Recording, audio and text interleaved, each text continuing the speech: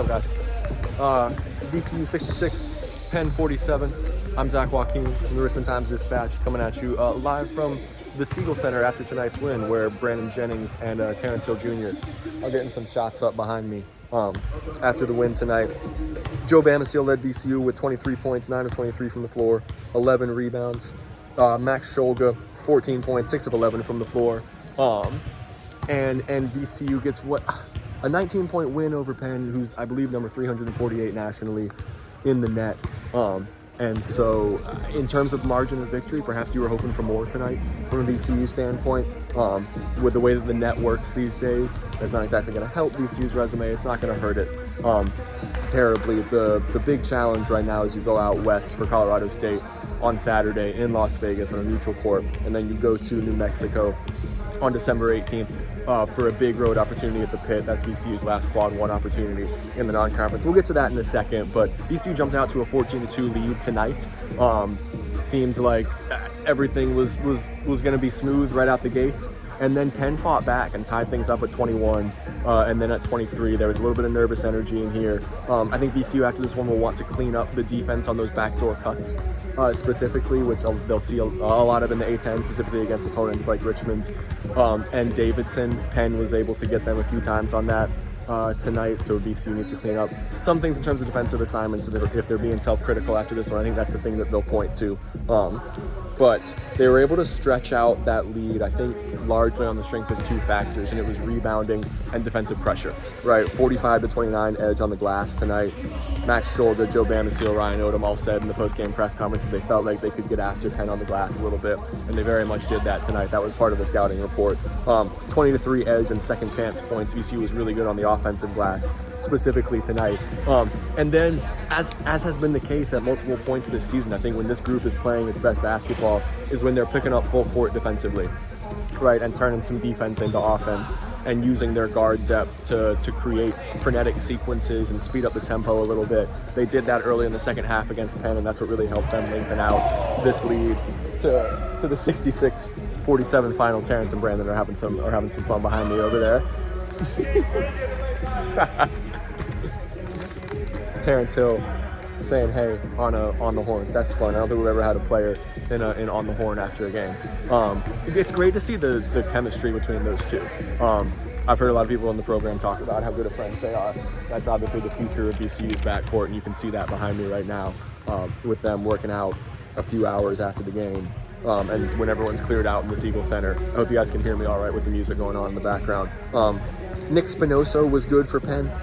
He ended up with 12 points. He had some tough moves in the post. And then Ethan Roberts, who was the Ivy League Player of the Week a couple of weeks ago, was good for them too. He ended up with 14. But VCU was really good defensively, right, holding them to 47 points, and especially in that second half. 16 turnovers for the Quakers, and I think Ryan Odom talked about it. This group emphasized conditioning a ton in the offseason. I think you've seen that specifically with Max Scholga and Joe Bamisile, two guys who are obviously great scorers, but who have done a lot more on the glass and defensively this season.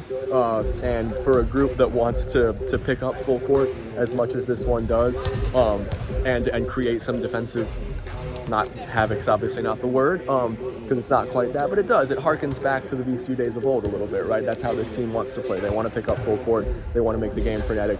And conditioning was a huge point of emphasis for Max, for Joe, and for this team with Coach Roos, who's obviously been a hallmark of this program in that regard for a long time during the offseason.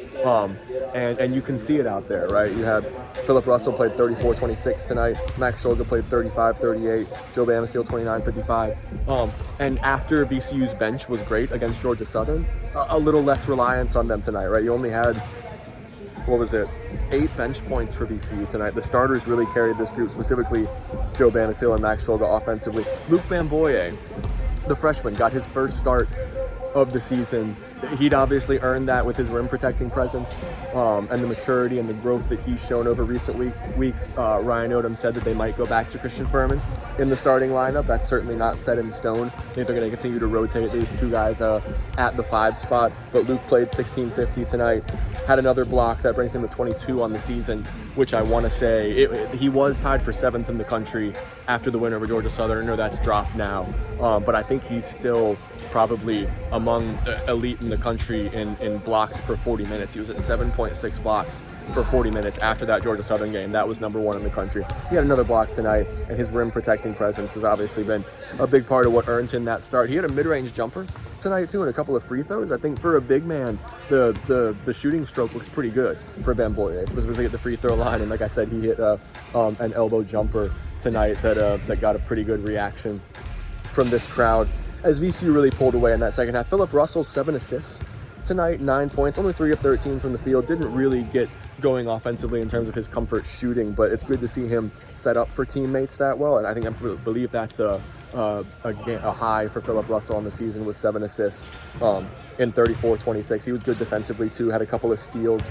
and able to stay on the floor, right? Only 2 fouls for him tonight. He's really cleaned that up, the foul trouble in recent games that plagued him in Charleston, and VCU needs him out there. It seems like he's got that message from the coaching staff to use his intensity but pull back the intensity a little bit on the defensive end, to play within himself and not get into foul trouble. This VCU team needs him out on the floor, and out west they go for 2 huge games now, against Colorado State in Las Vegas on Saturday and against New Mexico next Wednesday. So guys, thank you so much for following along the coverage.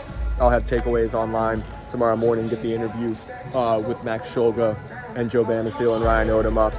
And I am not going out west, for everyone who's been asking. High school football state championships are this Saturday, and so I'll be staying in Richmond. The VCU team is staying out west next week too, between Vegas and New Mexico. So we couldn't swing that trip. I will be going to Chicago, is the plan, in early January, right at the beginning of conference play, when this team goes to play Loyola for what will be a really big game over there. That's the next trip that I'm making, though. VCU doesn't have another home game until the 22nd on that Sunday against William & Mary, when they'll retire Breonte Weber's jersey. So I'm staying in Richmond for a while. The Rams are going out west, but I'll be covering remote and getting the story online as soon as possible, both those nights against Colorado State and against New Mexico, and what's a huge opportunity for VCU. In order to maintain at-large hopes, you have to have one of those 2 games. You probably need both, although I think you could, if you lose at New Mexico and beat Colorado State, then you keep hopes alive of building an at-large resume. And an A10 that's a little better at the top this year, right? And you should have more opportunities to build your resume and not as many landmines at the bottom. But that remains to be seen as the Rams head into conference play. But a good win against Penn tonight, VCU 66, Penn 47, Bamisile 23, Shulga 14, and to Las Vegas they go. Thank you guys so much for following along the coverage. See you next time.